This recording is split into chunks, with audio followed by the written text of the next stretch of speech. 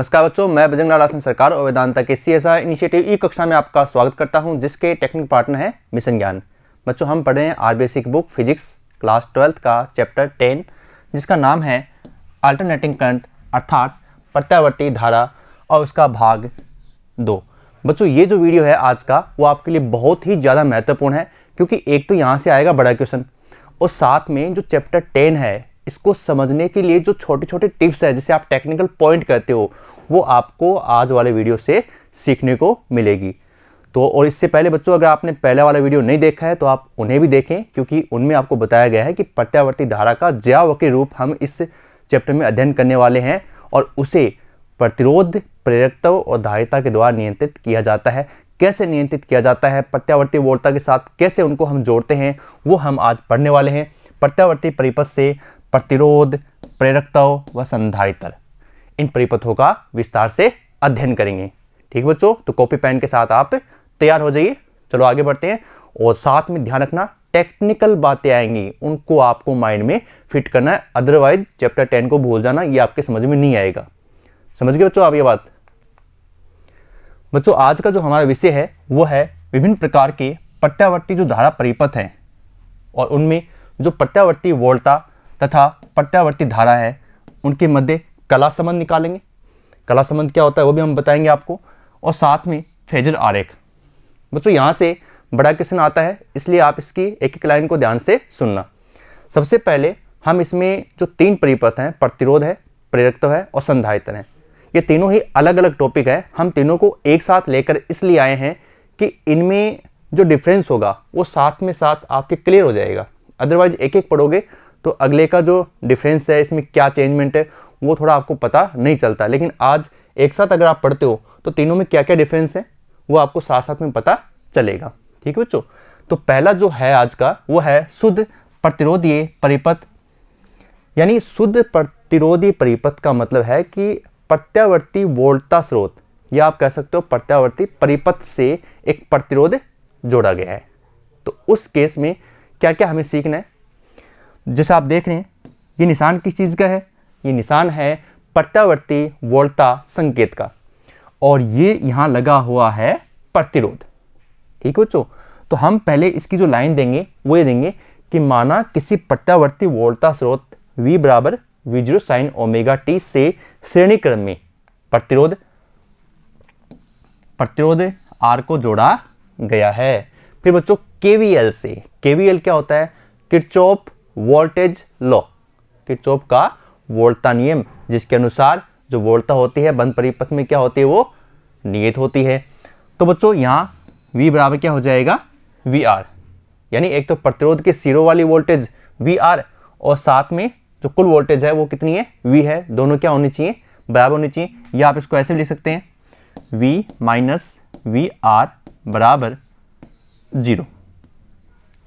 ठीक है बच्चों, ये हो जाएगा इसमें। फिर सोल्व करते हैं इसको।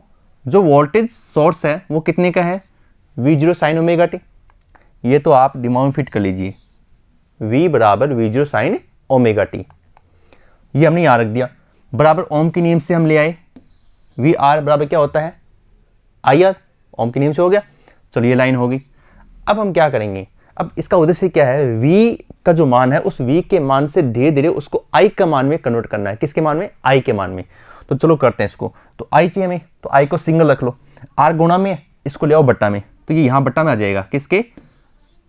V0 के, और स्टेप ये बन जाएगी I बराबर V0 बट्टा R और साइन ओमेगा t। बिल्कुल जी है ना। तो बच्चों ये किसका समीकरण आ गया? धारा I का, और हमें क्या बनाना था? धारा I का समीकरण बनाना था। तो बिल्कुल धारा I का समीकरण बन चुका है। फिर बच्चों अगर मानक समीकरण से तुलना करें, ये मानक समीकरण है जो हम चैप्टर 9 में इसको बना चुके हैं और वहीं से ये आगे लगातार काम आ रहा है। तो I0 साइन ओमेगा t है, तो ये जो I0 है अगर किसी की कंपेयरिंग की जाए तो I0 बराबर क्या आएगा बच्चों? V0 अपॉन R आएगा। और ये किस चीज़ का मान है? ये प्रत्यावर्ती शिखर धारा का मान है बच्चों। तो आप इसको ध्यान से देखिए।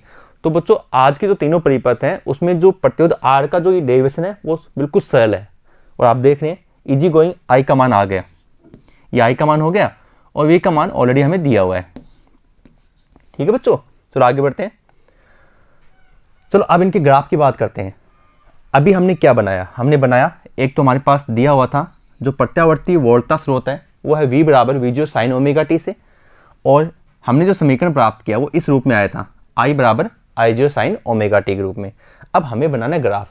तो बच्चों आप देख रहे हैं इसमें भी ओमेगा टी है और इसमें भी ओमेगा टी है, तो इसका मतलब जो बीच का डिफरेंस है वो कितना होगा, जो इसकी कला है, कला का मतलब होता है बच्चों जैसे ये लाइन जा रही है तो ये इसकी कला है, अब ये दूसरी लाइन जा रही है इसकी कला है, ठीक है। तो इस ज्यावक्रीय की कला है ओमेगा टी, यानी ये ऐसे जा रहा है ओमेगा टी, जैसे आप देख रहे हो ये एक तो लाइनदार है और एक डॉट डॉट की लाइन है, देख रहे हैं ना आप।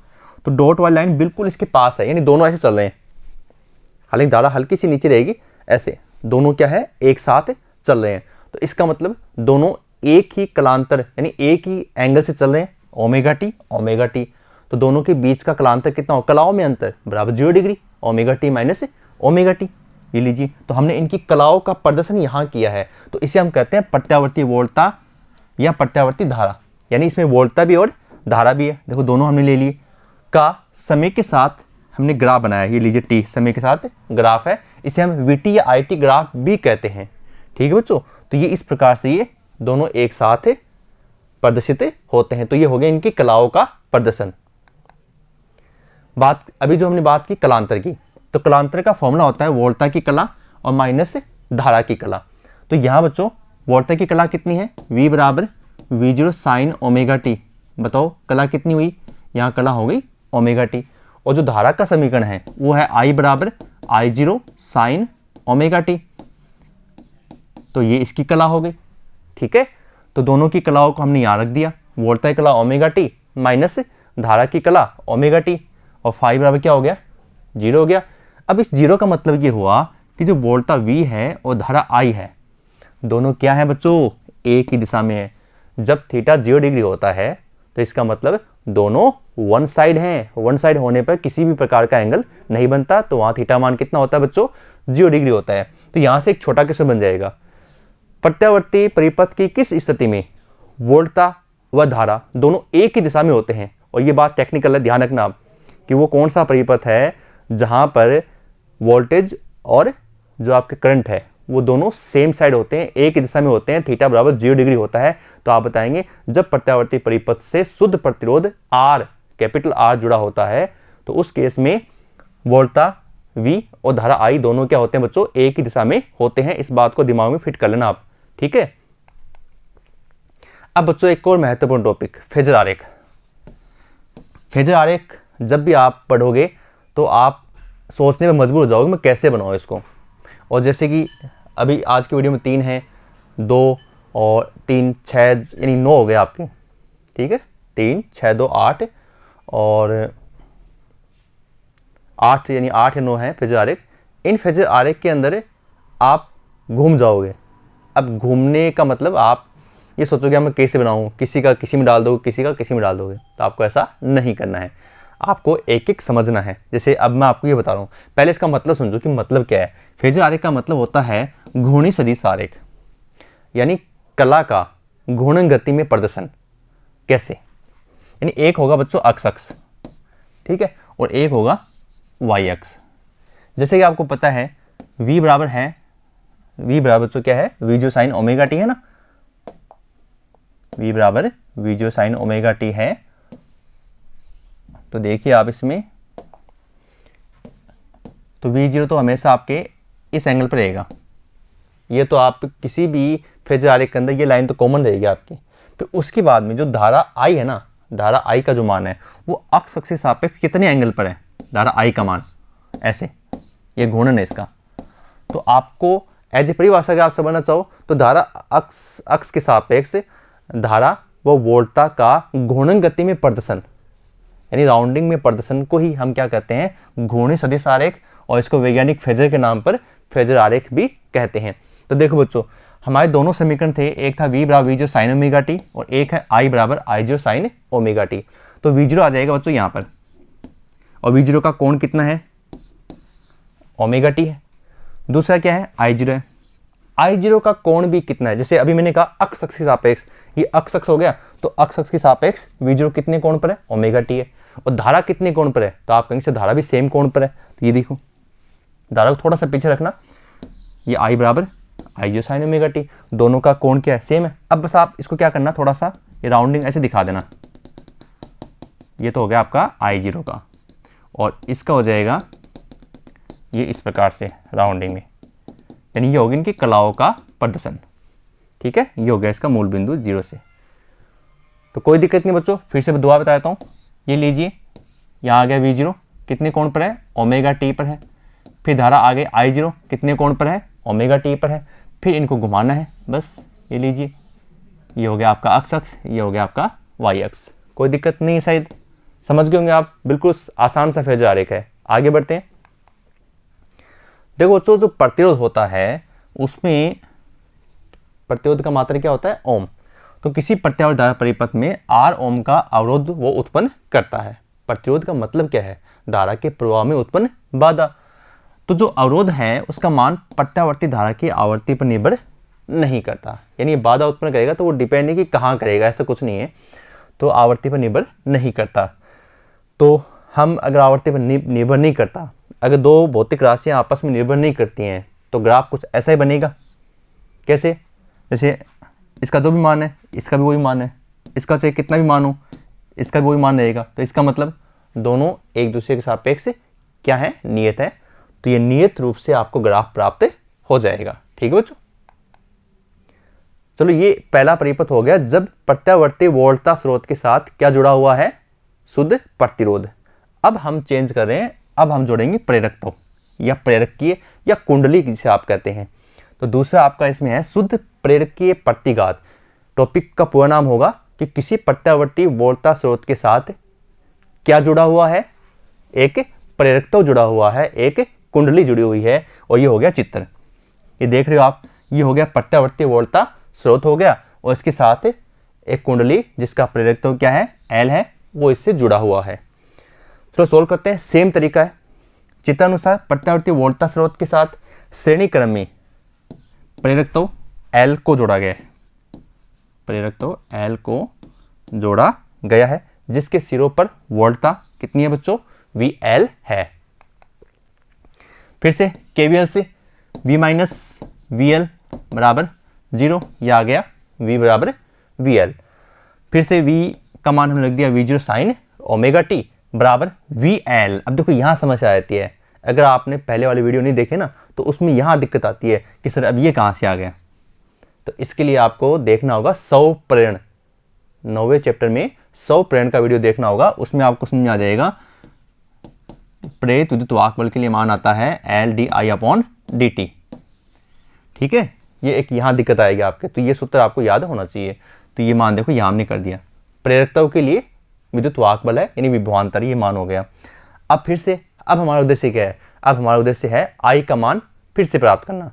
तो I यहाँ कैसे प्राप्त करें, तो मुझे दिख रहा है कि ये DI दिख रहा है मुझे, तो ध्यान देना DI का समाकलन I होता है, तो यानी समाकलन से हम प्राप्त कर सकते हैं। लेकिन DI तो अकेला नहीं है, इसके साथ ये दो और भी हैं, तो L को यहाँ ले जाओ इसके बट्टा में, यहाँ V0 बटा L, और dt क्या है इसके भाग में ना, इसको इधर ले आओ तो ये गुणा में आ जाएगा ऊपर, और इक्वेशन आपकी बन जाएगी कुछ इस प्रकार से, DI हो गया अकेला, बराबर इनको इधर ले आए तो V0 बटा L साइन ओमेगा टी, और ये गुणा में यहाँ आ गया dt। ठीक है, चलो ये हो गया। अब दोनों के लगा दो समाकलन का निशान, क्योंकि समाकलन DI से हमें प्राप्त हो जाएगा I, और ये समाकलन करेंगे V0 बटा L को कर दो बाहर, क्योंकि नियत पदों को हम रखते हैं बाहर। ये आ गया V0 बटा L। फिर समाकलन sign omega T into dt। अब साइन ओमेगा टी का हमें करना है समाकलन, तो बच्चों बार बार ये काम में आ रहा है। तो साइन ओमेगा टी का समाकलन हमने कर दिया माइनस कोस ओमेगा टी बट्टा ओमेगा, ये हो गया इसका समाकलन। अब बच्चों इसमें देखो, इस माइनस को कर दिया हमने बाहर, और इसको सोल्व किया 1/ओमेगा, ये इस ओमेगा को बाहर ले आए, तो ये हो गया ओमेगा L। अब ये है कॉस थीटा, तो कॉस थीटा को क्या हम लिख सकते हैं, साइन 90 माइनस थीटा, 90 की जगह यहाँ π/2 लिखा हुआ, कोई दिक्कत नहीं है। तो साइन π/2 माइनस थीटा, ये हो गया ओमेगा टी। फिर माइनस यहाँ लगा हुआ है, इसको हमने चेंज किया, तो ये हो गया V0 अपॉन ओमेगा एल बराबर साइन ओमेगा टी को पहले ले लो, omega T minus pi by 2, minus भी है बच्चों यहाँ। अब बच्चों इसको हमने सोल्व कर दिया, इसको उत्क्रमित किया तो ये हो गया sign omega T minus pi by 2। अब ये मानक समीकरण फिर से आ गई, आई बराबर आई जो sine omega T plus minus five से तुलना करने पर, क्योंकि हमें तो आई का मान निकालना था, आई का मान आ चुका है। अब इसको सोल्व कीजिए, आई नोट है, ठीक है। अब ये आई नोट है और ये आई नोट की अगर तुलना करोगे इन दोनों की, देखो ये मान आ गया। मतलब हमें आई का मान निकालने के बाद में मानक समीकरण से तुलना करनी है और वहां से आई नोट शिखर धारा का मान निकालना है। ये आ गया इसका मान, बिल्कुल आसान से है। तो V0 अपॉन ओमेगा एल, ठीक है। एक खास बात और है, ये धारा है बिल्कुल, बराबर V क्या है, वोल्ट है, तो बट्टा में क्या आना चाहिए। आप कहोगे सर वोल्टेज के बट्टा में तो यहाँ प्रतिरोध होगा तभी धारा का सूत्र बनेगा ओम के नियम से, I बराबर V बटा R। तो बिल्कुल बच्चों ये ओमेगा एल भी क्या है, एक प्रकार का प्रतिरोध है। अब देखो बच्चों I0 क्या हो गया, शिखर धारा, V0 क्या हो गई, शिखर वोल्टेज, और जिसकी मैं बात कर रहा हूँ ओमेगा एल, वो भी क्या है, परिपथ का प्रतिरोध है, जिसे हम अक्स एल से लिखते हैं, अक्स एल। अब ये दिमाग में फिट कर लो, ये अब चलता जाएगा अक्स एल, कि अक्स एल का मतलब प्रेरणिक प्रतिघात बराबर ओमेगा एल। ये बार बार काम में आएगा, न्यूमेरिकल्स में काम में आएगा, आगे डेरिवेशनों में काम आएगा। तो अक्स एल बराबर क्या हो गया, ओमेगा एल, और ये सूत्र आपका वही, यानी हमने इस ओमेगा एल की जगह यहाँ रख दिया अक्स एल। ये भी एक सूत्र बन गया बच्चों, ठीक है। इस चैप्टर में बहुत ज़्यादा सूत्र बनने वाले हैं, तो आप एक एक सेकंड को भी ध्यान से देखोगे तो ये सारा टॉपिक आपके क्लियर हो जाएगा। अब देखो बच्चों इसको हमने चेंज किया, यहाँ से अक्स एल का मान निकाल लिया, ये हो गया प्रेरणिक प्रतिघात। अब अगर आपसे यहाँ से प्रश्न ये पूछ लें कि प्रेरणिक प्रतिघात किसे कहते हैं, या उस पर टिप्पणी लिखिए, ये प्रश्न भी गाया हुआ है कि निम्न की परिभाषा लिखिए, उसमें 4 नाम दे देंगे आपको, तो उसमें से एक ये रहेगा, इस चैप्टर में से अगर आता है तो प्रेरणिक प्रतिघात का। तो परिभाषा हो जाएगी, प्रत्यावर्ती परिपथ से अगर शुद्ध प्रेरकत्व जुड़ा होता है तब प्रत्यावर्ती वोल्टेज और प्रत्यावर्ती धारा के अनुपात को प्रेरणिक प्रतिघात कहते हैं। ये देखिए, वोल्टेज कौन सी, प्रत्यावर्ती, और धारा प्रत्यावर्ती शिखर धारा, दोनों का जो अनुपात है वो कहलाता है प्रेरणिक प्रतिघात, और इसका मात्रक बच्चों ओम होता है। क्या होता है, ओम होता है, ठीक है। अब बच्चों फिर से इसमें निकालते हैं कलांतर। अब कलांतर की अगर बात की जाए तो पहले आप ये बताओ इनके समीकरण क्या बने, एक बार दोबारा देखिए। इनके जो समीकरण बने हैं ये देखो, V का तो फिक्स आपको पता है, V0 sign omega T, V बराबर V0 साइन ओमेगा टी। धारा का देखिए आप, ये देखिए यहाँ omega T minus pi by 2 है, यहाँ पाई बाय 2 माइनस ओमेगा टी था, फिर हमने इसको चेंज किया तो ये आ गया omega T minus pi by 2, omega T minus pi by 2, याद रखना। अब आगे चलते हैं, इसमें देखिए आप, अब दोनों का मान हम इस सूत्र में रख देंगे, जैसे ये है कि कलांतर बराबर वोल्टा की कला माइनस धारा की कला, तो फाई बराबर वोल्टा की कला तो आ गई ओमेगा टी, फिक्स है, माइनस ये धारा की कला omega T minus pi by 2, फिर फाई बराबर omega T minus omega T, minus minus क्या हो गया बच्चों, ये यहाँ आ गया प्लस और पाई बाय 2।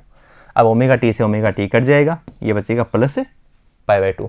अब बच्चों ये आप खुद सोचिए, पहली संख्या में हमने दूसरी संख्या घटाई और मान आ रहा है पॉजिटिव, इसका मतलब कौन सी संख्या बड़ी है, तो आप कहेंगे सर पहली संख्या। तो ऐसे यहाँ हुआ है कि वोल्टेज के मान में से जब धारा का मान निकाला गया तो आंसर कैसा आ रहा है आपका, पॉजिटिव, इसका मतलब वोल्टेज का मान क्या है बच्चों, ज़्यादा है।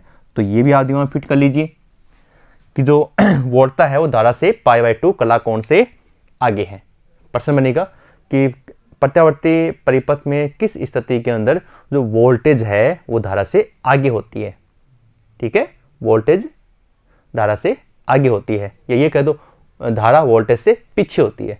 तो आप बताएंगे जब परिपथ में प्रेरकता को जोड़ा गया है, एक कुंडली को जोड़ा गया है, तो उस केस में वोल्टेज धारा से हमेशा प्लस पाई बाय 2 कला कोण से आगे होती है।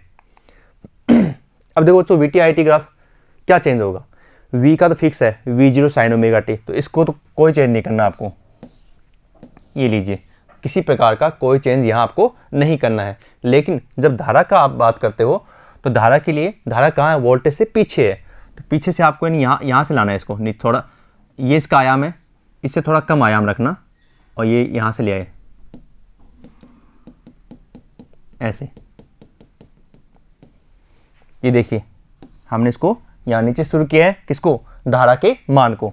ये डॉट डॉट देखो, ये T/4 से निकलेगा, और फिर ये इससे मैक्सिमम मत कर देना इसको, ठीक है, ये वोल्टेज का आयाम इससे अधिकतम रहेगा।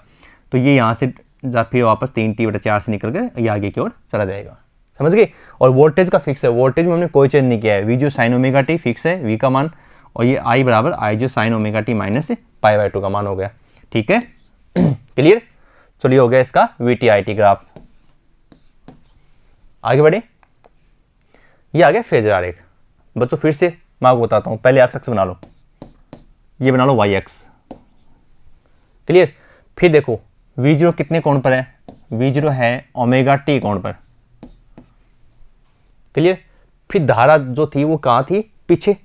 कितनी पीछे है, वो पीछे है π/2 माइनस ओमेगा टी से। तो बच्चों इसको यहाँ लंबवत बना लो, ये लाइन बड़ी करना और इस लाइन की तुलना में ये लाइन छोटी रखनी है, धारा को थोड़ा सा कम रखना है। तो ये पूरा 90 हो गया, ये पूरा 90 हो गया। तो ये कोण कितना बच गया, π/2 माइनस ओमेगा टी। अब आप मेरी बात को चेक किए, मैंने आपको बोला था कि धारा अक्ष के साथ वोल्टेज का प्रदर्शन ओमेगा टी, सही है। और धारा अक्ष के साथ अक्ष के साथ धारा का प्रदर्शन, ये लीजिए अक्ष के साथ, और कौन है π/2 माइनस ओमेगा टी। बन गया ना। ये देखिए V0 को अक्ष के साथ जोड़ दिया हमने ओमेगा टी कोण पर, और फिर धारा को कितने कोण पर, π/2 माइनस ओमेगा टी पर। ये बिल्कुल आसान सा हमने फेजर आरेख बना दिया। फिर अगर आप इसको थोड़ा और करना चाहो तो यहाँ से राउंड बना सकते हो इस प्रकार से, और नहीं बनाओ तब भी चलेगा क्योंकि आपने इसको दिखा दिया। लेकिन घूर्णन कला में दिखानी हो तो ये आप इस प्रकार से घूर्णन में दिखा सकते हैं। ठीक है बच्चों। अब बच्चों बात करते हैं इस टॉपिक से, ये सूत्र बन के आया आपके अक्स एल बराबर ओमेगा एल, और आपको ये पता है कि ओमेगा बराबर होता है 2π/T, और ओमेगा बराबर, मैं आपको बार बार बोल रहा हूँ कि ये सूत्र दिमाग में फिट कर लीजिए, बार बार काम में आ रहे हैं। 9वें चैप्टर से शुरू हुए थे और अभी तक चल रहे हैं और आगे चलते जाएंगे। ठीक है। तो ये हो गया, हमने यहाँ ओमेगा जगह कर दिया 2πf। ठीक है। फिर देखो बच्चों, प्रत्यावर्ती धारा के लिए f का जो परिमित मान होने से प्रेरक प्रतिघात का सीमित मान होता है, और जो प्रेरकत्व है प्रत्यावर्ती धारा के प्रवाह का विरोध करता है। यानी प्रेरकत्व क्या है, अक्सल क्या है, यहाँ पर अक्सल एक प्रकार का प्रतिरोध है जिसे हम प्रेरक प्रतिघात कहते हैं। तो बच्चों ये भी क्या करेगा, धारा के प्रवाह में एक अल्प प्रतिरोध प्रवाहित करता है। तो बच्चों कितना करेगा, तो यहाँ से क्या सूत्र बनेगा, अक्स एल समानुपाती एल, ऐसे क्या, और सॉरी अक्स एल, ये तो फिक्स रहेगा, एल तो आपका अक्स एल समानुपाती ओमेगा, और यहाँ से बन जाएगा आपके अक्स एल समानुपाती एफ।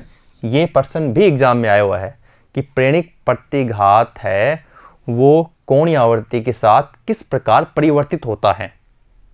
ठीक है। तो आप बताएंगे ये तो आपस में क्या है, समानुपाती हैं, ओमेगा के भी समानुपाती है और एफ के भी समानुपाती है। तो ओमेगा या एफ दोनों के साथ जो ग्राफ बनेगा वो बनेगी सीधी रेखा। ठीक है। अब बच्चों इसके अंदर एक ये नया टॉपिक जुड़ा हुआ है इसके अंदर अलग से, प्रेरकत्व में शक्ति आरेख का प्रदर्शन कीजिए। तो कैसे करेंगे, हमें पता है V बराबर V जो साइन ओमेगा टी, और I का मान हमने निकाला ओमेगा टी माइनस π/2। चलो ये हो गया। फिर वोल्टता धारा से π/2 से आगे है, फाई बराबर होता है Li, और ये आपके एक विद्युत शक्ति सूत्र है P बराबर VI, विद्युत धारा वाले चैप्टर से आया ये सूत्र। ठीक है। ये सारे सूत्र हमने लिख लिए। अब इन सब का निचोड़ है ग्राफ। देखो आप इसे समझिए, V का फिक्स है, V का फिक्स रहेगा, यानी हमने ये एक मान तो ये ले लिया। ठीक है। ये ऊपर डॉट लाइन ना, ये हो गया आपके एक मान। फिर दूसरा मान हो गया धारा का, धारा उससे पीछे रहेगी, वो लीजिए। फिर एक शक्ति का हो गया, शक्ति के मान उस तक मान जाएंगे, शक्ति के लिए हो गया। फ्लक्स जो है वो फाई समानुपाती आई है, तो वो हो जाएगा। ठीक है। तो बच्चों इस प्रकार से आपके इसमें कोई दिक्कतें नहीं आनी चाहिए। एक बार फिर से समझ लीजिए, जैसे धारा आई का ये मान जा रहा है, ठीक है, धारा आई हो गई। अब आई के समानुपाती क्या है, फाई है, तो ये आई का हो गया, ये फाई का हो गया। और अब आप देख रहे हो ये जो वी की लाइन दिख रही है, वी की लाइन जो दिख रही है वो यहाँ देखो धारा से आगे है, धारा से आगे है, गैप रहेगा इसमें, मतलब वोल्टेज को धारा से आगे दिखाना है। और शक्ति प्रदर्शन P के साथ ये देखिए ये चला गया, P बराबर क्या होता है VI, उसके अनुसार ये बन चुका है। ठीक है बच्चों। चलिए हो गया आपके दूसरा परिपथ। और तीसरा आ गया अब इसके अंदर शुद्ध धारितीय परिपथ। ठीक है, अब शुद्ध धारितीय परिपथ में हमें करना क्या है, इसमें जोड़ा गया है धारिता, संधारित्र को जोड़ा गया है। अब संधारित्र वाला चैप्टर आपने पढ़ा है और संधारित्र को हमने यहाँ जोड़ दिया किससे, प्रत्यावर्ती परिपथ से। पहले हमने किसको जोड़ा, प्रत्यावर्ती परिपथ से प्रतिरोध को, फिर हमने किसको जोड़ा, प्रत्यावर्ती परिपथ से प्रेरकता को, और अब हम किसको जोड़ रहे हैं, अब हम जोड़ रहे हैं प्रत्यावर्ती परिपथ से धारिता C वाले संधारित्र को। और संधारित्र का निशान आप जानते हैं इस प्रकार से होता है। तो ये आपका हो गया कि जब प्रत्यावर्ती परिपथ से शुद्ध संधारित्र C को जोड़ा गया है। चलो पढ़ते हैं फिर से। वोल्टेज सोर्स सेम है तो V का मान तो V बराबर V0 साइन ओमेगा टी है। लैंग्वेज क्या होगी, चित्र अनुसार किसी प्रत्यावर्ती वोल्टा स्रोत V बराबर V0 साइन ओमेगा टी से श्रेणी क्रम में संधारित्र को जोड़ा गया है जिसकी धारिता C और वह संधारित्र की सिरों पर जो वोल्टेज है वो VC है। KVL से, किरचॉफ वोल्टेज लॉ से, किरचॉफ के वोल्टा संबंधी नियम से जो वोल्टेज है वो हो जाएगी V माइनस VC बराबर 0 और यह आ जाएगा V बराबर VC। अब यहाँ से V का मान रखो तो बच्चे हो गया V0 साइन ओमेगा टी। अब फिर से एक समस्या आएगी, फिर से अटकोगे आप यहाँ, तो उसका इलाज ये है कि वो संधारित्र वाला सूत्र याद होना चाहिए।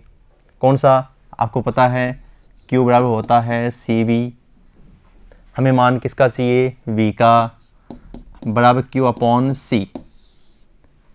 कन्फ्यूजन यही होते हैं, जैसे प्रतिरोध वाले में हमने जोड़ा ओम के नियम से V का मान, फिर हमने जो प्रेरकत्व वाला टॉपिक था उसमें जोड़ा V बराबर LdI अपॉन dt, नो के पार्ट में 100 प्रेरण से, और अब हम जोड़ रहे हैं संधारित्र वाले टॉपिक से धारिता का मान।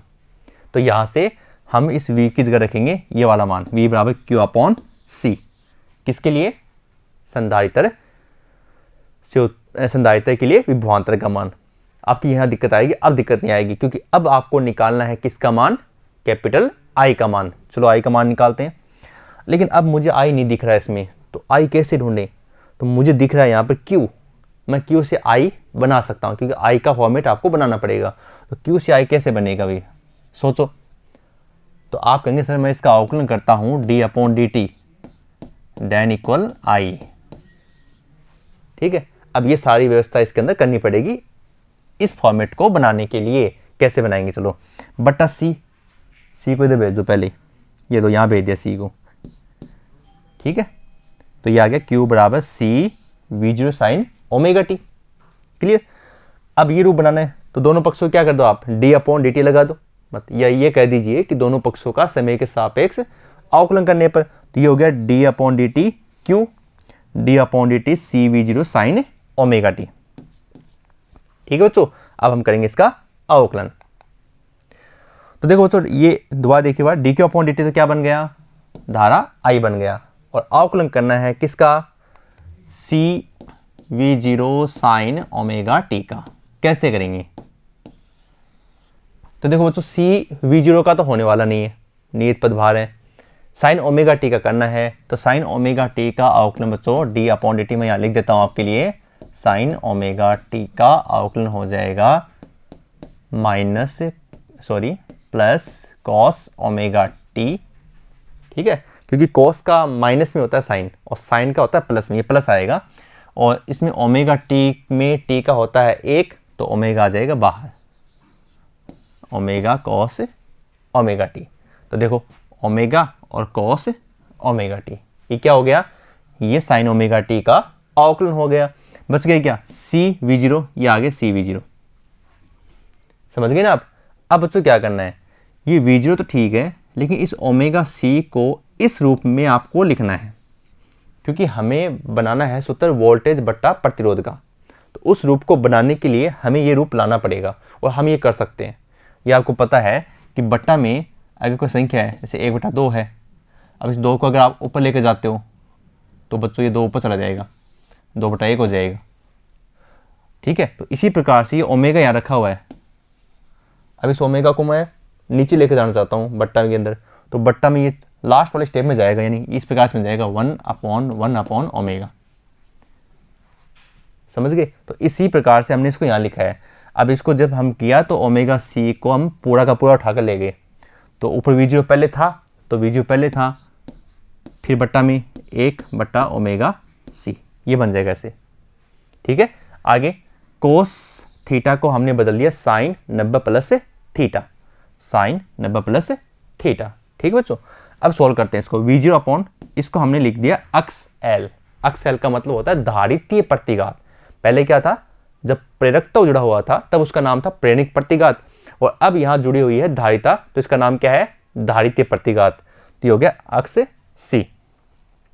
ये अक्स L नहीं बच्चों, अक्स C है, अक्स C। तो V0 अपॉन अक्स C sine omega T plus π/2। बच्चों ये आ गया I का मान। अब देख रहे हैं हमें I का मान निकालना था। अब तुलना करेंगे इसकी, I0 sign omega T plus minus five से इसकी तुलना करने पर। तुलना करोगे तो I0 का मान बच्चों यहाँ से चाहिए ले लीजिए, चाहिए लीजिए, दोनों मान आपको लेने होंगे। तो लेते हैं इसको आगे। अब देखो बच्चों ये आ गया I0 और V0 अपॉन अक्स C, समझ गए ना आप। यानी ये जो मान था I0, इसकी तुलना की हमने तो क्या आ गया, V0 अपॉन अक्स C आ गया।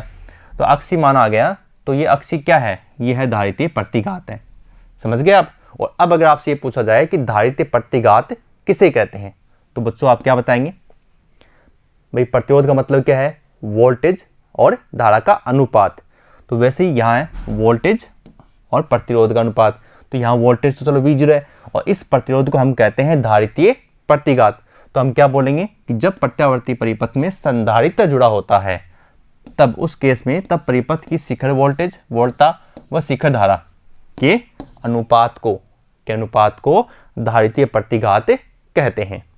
समझ गए बच्चों, वहाँ परिभाषा थी प्रेरणिक प्रतिघात की और यहाँ है धारितीय प्रतिघात की।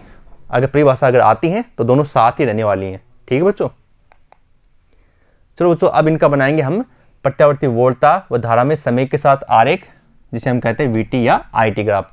तो पहले हम थोड़ा इसमें आगे चलते हैं ताकि इसकी कलांतर की बात हो जाए। कलांतर जो है बच्चों, चलो मैं आपको इसी में बता देता हूँ। कलांतर के लिए आपको पता है V0 साइन ओमेगा टी, इसका कलांतर कितना होगा, कला कितनी इसकी कला है ओमेगा टी, ये लीजिए ओमेगा टी। ठीक है, और दूसरा जो है I बराबर I0 sign omega T plus π/2, ये ध्यान देना आप, इसका है ओमेगा टी प्लस π/2, प्लस π/2। अब वोल्टेज की कला में से ये घटा दो आप, तो आपका आंसर आएगा minus π/2। Omega T minus omega T cut जाएगा और प्लस का क्या हो जाएगा, माइनस हो जाएगा, और यहाँ आ जाएगा माइनस π/2 आ जाएगा। माइनस π/2 का मतलब यह है कि सेकंड जो मान है धारा का वो वोल्टेज से क्या है, ज़्यादा है। तो इसका मतलब इस बार आगे कौन रहेगा, इस बार धारा आगे है तभी माइनस आया है। तो आप कहेंगे जो धारा है वो वोल्टेज से π/2 कोण से आगे है, या फिर आप ये कह सकते हैं कि वोल्टेज जो है ना वो धारा से पीछे है। ठीक है बच्चों, अब इसको हम दर्शाते हैं यहाँ पर। तो आप देख रहे हैं ये बन गया इसका किसका आरेख, वोल्टेज का आरेख, और ये बन गया किसका, धारा का आरेख। अब लेकिन धारा क्या है आगे ना, तो देखो वोल्टेज जहाँ यहाँ से शुरू है, भाई धारा कहाँ है, धारा यहाँ से शुरू है और वोल्टेज यहाँ से शुरू है। तो वोल्टेज धारा से क्या है, पीछे है, इसलिए हमने इस बार वोल्टेज को नीचे रखा है और धारा को ऊपर रखा है। अब ये बात समझ गए ना। तो धारा यहाँ पर आगे है और ये, लेकिन एक चीज़ और ध्यान रखना आप, खास बात इसमें ये देखो इसका आयाम वोल्टेज वाले आयाम से नीचे रहेगा। ठीक है ना, वोल्टेज को अधिकतम आयाम पर रखना होता है। ठीक है, ये बन गया आपका VT IT ग्राफ। समझ गए बच्चों आप। अब बच्चों आ गया फेजर आरेख। दो फेजर आरेख आप आराम समझ चुके हो, ये भी आप आराम से समझने वाले हो। देखो मैंने आपको बताया पहले अक्स अक्स, ठीक है, ये लीजिए Y अक्स। अब इसमें मैंने आपको बताया V0 रहेगा ओमेगा टी कोण पर। अब मुझे आप बताओ कि धारा का कोण कितना है, तो आप कहेंगे धारा कोण तो ओमेगा टी प्लस π/2 है, किससे, अक्स अक्स से। तो ये अक्स अक्स हो गया ना, तो इससे आप थोड़ा ये बना दो आप। तो π/2 तो ऑलरेडी आपके पास दे रखा है, π/2 तो आपके पास ऑलरेडी है, और ये हो गया इसमें भाई π/2 जुड़ा हुआ है और साथ में हो गया ओमेगा टी, तो पूरा ये हो गया आपके I0। तो कितना बन जाएगा, ओमेगा टी प्लस π/2 बन जाएगा बच्चों। तो ये आप समझ गए ना। चलो देखें, ये हो गया अक्स अक्स, इसके साथ V0 को हमने दिखा दिया ओमेगा टी कोण पर, और दूसरा जो है इसका आई नोट, वो देखो आप कहाँ है, ये पूरा है अक्ष के साथ। तो देखो ओमेगा टी भी आ गया और साथ में आ गया 90 डिग्री आ गया। समझ गए बच्चों आप? ये इसे हम क्या कहते हैं, ये हो गया फेजर आरेख। तो 3 फेजर आरेख आज के वीडियो में आपने सीख लिए हैं। चलो आगे बढ़ते हैं। अब धारित्य प्रतिघात सूत्र क्या था, अभी आपको बताया था अक्ष c बराबर 1/ओमेगा c। यहाँ पर ये लिखा था बच्चों अक्ष c बराबर 1/ओमेगा c, और ओमेगा होता है, आपको यहाँ इसकी जगह ये लिखना है अक्ष c बराबर 1/ओमेगा c, क्योंकि ये तो नीचे लिखा हुआ है ऑलरेडी। फिर ओमेगा की जगह आपको पता है 2π/t होता है ओमेगा, और ओमेगा बराबर हो जाएगा 2πf। समझ गए आप ये? और तो जो आप 2πf रखोगे यहाँ तो ये आ जाएगा एक और सूत्र 1/2πf और गुणा c। ये c यहाँ पर क्या है, धारिता, ठीक है, और f यहाँ पर आवर्ती हो गई। तो अब बच्चों ये पूछा है कि ये शुद्ध धारिता के परिपथ द्वारा धारा में उत्पन्न अवरोध का मापक होती है। मतलब जो धारितीय प्रतिघात होता है वो भी क्या है, प्रतिरोध है। तो ये भी क्या करेगा बच्चों, परिपथ में बाधा उत्पन्न करेगा। तो अब यहाँ से प्रश्न बनेगा कि धारितीय प्रतिघात है वो आवर्ती से किस प्रकार निर्भर करता है प्रत्यावर्ती परिपथ में। दोबारा बोल रहा हूँ, प्रत्यावर्ती परिपथ में जो धारितीय प्रतिघात है वो आवर्ती के साथ किस प्रकार निर्भर करता है। तो आप बताएंगे, यहाँ देखिए अक्ष c रिवर्स है 1/ओमेगा की, और इसमें देखिए आप अक्ष c रिवर्स है 1/ft। ठीक है बच्चों? अब रिवर्स का ग्राफ तो बच्चों ये बनने वाला है, ऐसे एक परवलय सा बना देना आप, क्योंकि अगर एक घटेगा तो दूसरा बढ़ेगा, तो एक बढ़ेगा तो दूसरा घटेगा, इस प्रकार से बनाना है। या फिर अगर ये बढ़े, इसको बढ़ाओगे तो ये घटेगा। समझ गए? तो ये आपका हो जाएगा, इसमें ग्राफ हो जाएगा। चलो बच्चों ये हो गया इसका तीसरा। तो अब इसमें आगे बढ़ते हैं। कलांतर, हालांकि पीछे लिखना चाहिए था, ये आगे स्लाइड में चला गया, कोई दिक्कत नहीं है। हम पहले आपको बता चुके हैं कि कलांतर बराबर वोल्टेज कला माइनस धारा की कला। तो वोल्टेज की कला कितनी है, v बराबर v जो साइन ओमेगा टी। तो बच्चों यहाँ तो आ गया ओमेगा टी। फिर ये धारा की कला है, तो धारा की कला में कितनी है, ओमेगा टी प्लस π/2 है। हमने इसको सोल्व किया तो omega T minus omega T minus plus ये हो गया माइनस माइनस हो गया ना, और यहाँ आ गया π/2। ठीक है, फिर बच्चों ओमेगा टी से ओमेगा टी कैंसिल हो गया, ये बचेगा 5 बराबर माइनस π/2 हो गया। ठीक है, ये अतः प्रत्यावर्ती वोल्टेज धारा से क्या है, π/2 कला कोण से पीछे है। कौन? वोल्टेज धारा से पीछे, और धारा क्या होगी, जाहिर सी बात है आगे होगी। अब बच्चों संधारित्र में शक्ति आरेख, तो अब तक जितने इसमें जो समीकरण बने उनको लिख लीजिए पहले। v बराबर v जो साइन ओमेगा टी, i बराबर i जो sine omega T plus π/2, q बराबर cv, p बराबर vi। तो सूत्र लिख लिया हमने। अब देखो चलो सॉल्व करते हैं। वोल्टेज का है, देखो ये वोल्टेज, ये रही, दिख रही है आपको, ये वोल्टेज हो गई। वोल्टेज से आगे रहेगी धारा, ये लीजिए धारा, इसमें ये आगे धारा, देखो वोल्टेज यहाँ से, धारा यहाँ से आ गई। क्लियर? चलिए हो गया। फिर बच्चों देखो धारा और आवेश के अनुसार यहाँ पर आप दुआ देखिए, Q बराबर क्या है, CV। तो Q और V में संबंध आपस में, तो देखो वोल्टेज से थोड़ा सा नीचे कर देंगे हमें Q को, वोल्टेज थोड़ा नीचे हमने कर दिया Q को। ठीक है, और फिर क्या बच गया, फिर बच गया P बराबर VI, VI यानी I धारा, तो P का I के साथ संबंध करेंगे अपन, तो ये देखो P जाएगा बच्चों धारा से भी आगे जाएगा, ये हो गया यहाँ पर मैग्नीफिक बड़ा वाला। ठीक है, तो ये क्या हो गया, ये शक्ति आरेख हो गया, किसके लिए, संधारित्र के लिए। समझ गए बच्चों? तो इस प्रकार से बच्चों हमने इसमें जो 3 जो डेरिवेशन थे उनको बच्चों आप बिल्कुल ध्यान से सुनना, क्योंकि ये जो छोटी छोटी बातें ना कि कहाँ वोल्टेज आगे है, कहाँ धारा पीछे है, किसका क्या कलांतर है, कैसे फेजर आरेख हमने बनाए, तीनों के फेजर आरेख भी आप ध्यान से समझ लेना, क्योंकि अब इनके बिना फिर आप आगे बढ़ नहीं पाओगे, और आगे फेजर आरेख का जो जाल है वो बढ़ने वाला है। और अब इस चैप्टर के अंदर आप इस जाल में घुसोगे ना, तो ये जो अभी जो हमने तीनों जो डेरिवेशन पढ़े हैं, इन तीनों को बिल्कुल गहराई से, आपको बार बार ये कर रहा हूँ, बिल्कुल पढ़ लेना, इनको ध्यान से समझ लेना, क्योंकि वरना आगे चैप्टर समझ में नहीं आएगा। तो आप इनको पूरा ध्यान से पढ़ना। अब बच्चों कुछ क्वेश्चंस हैं वो सवाल हम कर लेते हैं। तो बच्चों बात करते हैं एक एग्जाम्पल की, 10.8 का एग्जाम्पल है। एक प्रतिरोधहीन कुंडली का जो स्वप्रेरकत्व है वो 5/π है बच्चों, ये 5/π, फिर आगे लिखा हुआ mH है। इसे 50 हर्ट्ज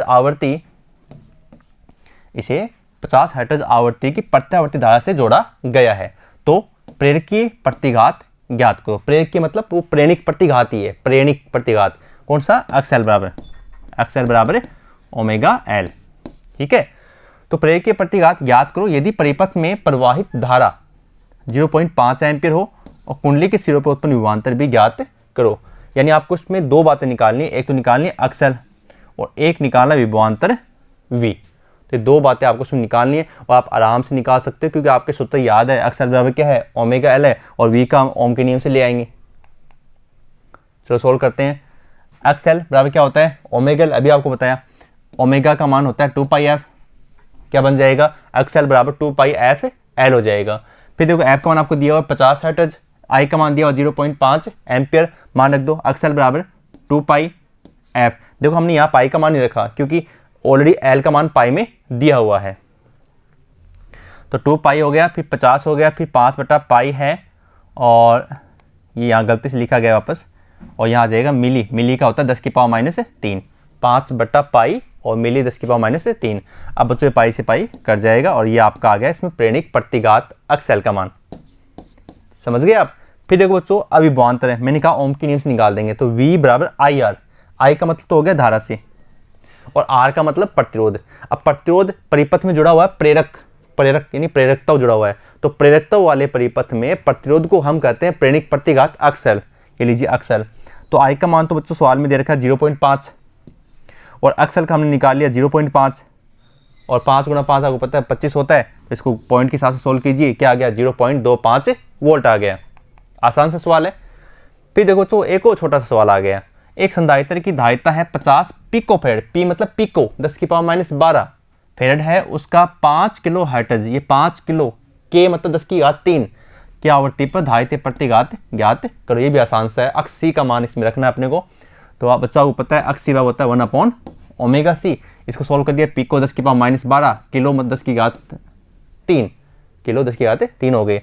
अब अक्स सी हो गया 1/ओमेगा-c, ओमेगा मान बच्चों आप जानते हैं 2 पाई एफ होता है, तो हो गया 1/2 पाई एफ सी हो गया।